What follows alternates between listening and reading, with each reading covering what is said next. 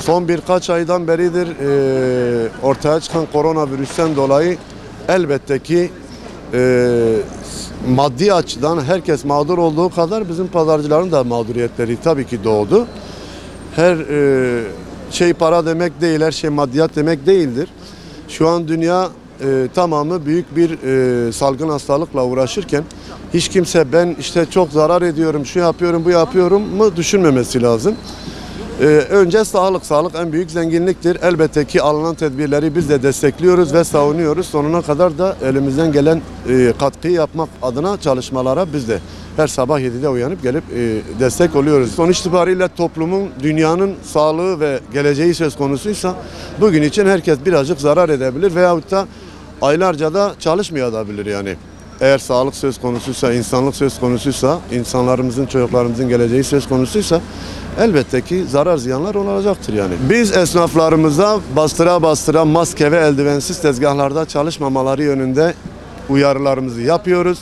Yasak olduğunu bildiriyoruz. Şimdi bu pazarlarda özellikle son birkaç günden beridir pazar giriş çıkışlarında vatandaşa dezenfekte verilip bazı yerlerde de ateşleri ölçülerek maske verilmesi yönünde ki çalışmayı biz destekliyoruz ve beğeniyoruz. Çünkü en azından bunu yaptığı zaman hastalığa bulaşmış, virüsün bulaşmış olduğu vatandaşımız varsa en azından pazar girişinde tespit edilip pazara sokulmayarak en azından bulaştırma riski ortadan kalkıyor.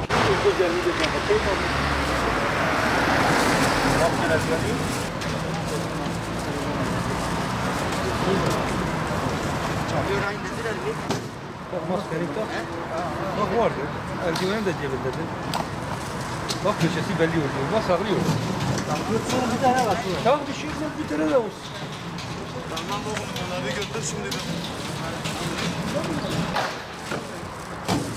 Eldiveni tak geç.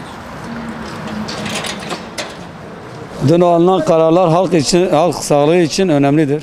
Uygulamaları daha da önemli olacak. Bu halkın sağlığı her şeyden daha önemlidir. Pazar girişinde aldıkları önlemler bayağı iyidir. Müşterileri maskesiz, eldivensiz bırakmıyorlar. Bu sağlık açısından iyidir. Bu uygulamanın devamını diliyorum. Ve bu sokağa çıkma yasağı 20 yaş altı daha iyi oldu. Yaşlar zaten önceden alınmıştı. Denetimin olmasını istiyoruz. İyidir yani.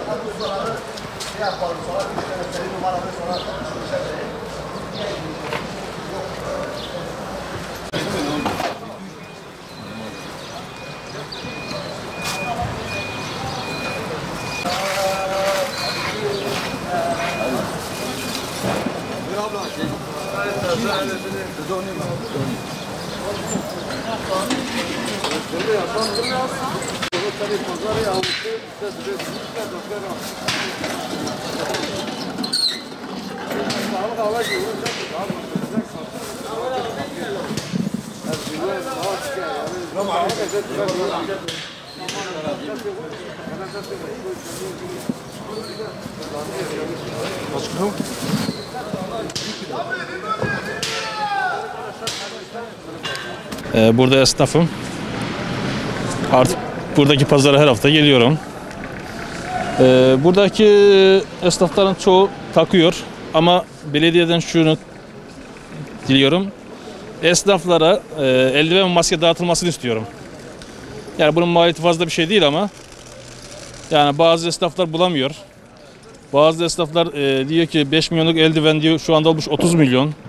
Bunu belediye takip edebilir, belediye esnaflara dağıtabilir. Halka değil de esnaflara da halka da dağıtabilir aslında.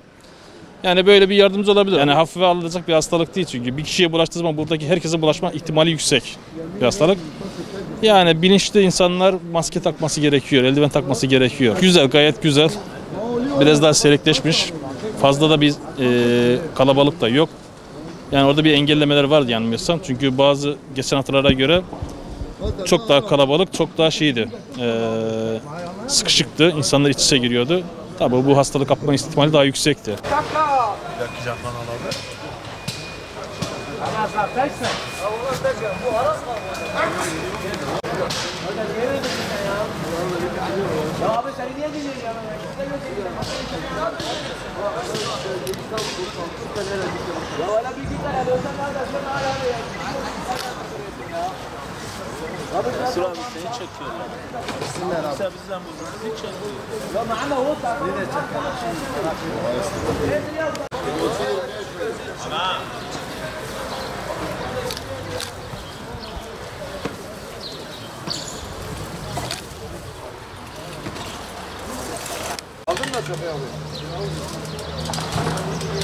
Gördüler ki Çanakkale'de adamlar sırayla mı çekiyorlar ya?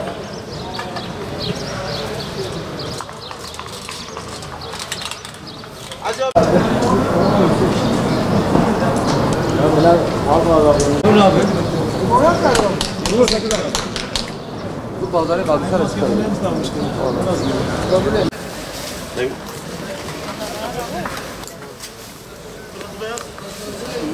Abi bir tane daha yapılması gerekiyor.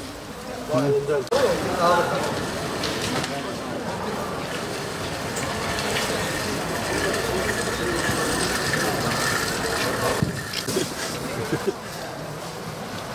Engin Hanım buyurun. Yarım kilo 5 lira.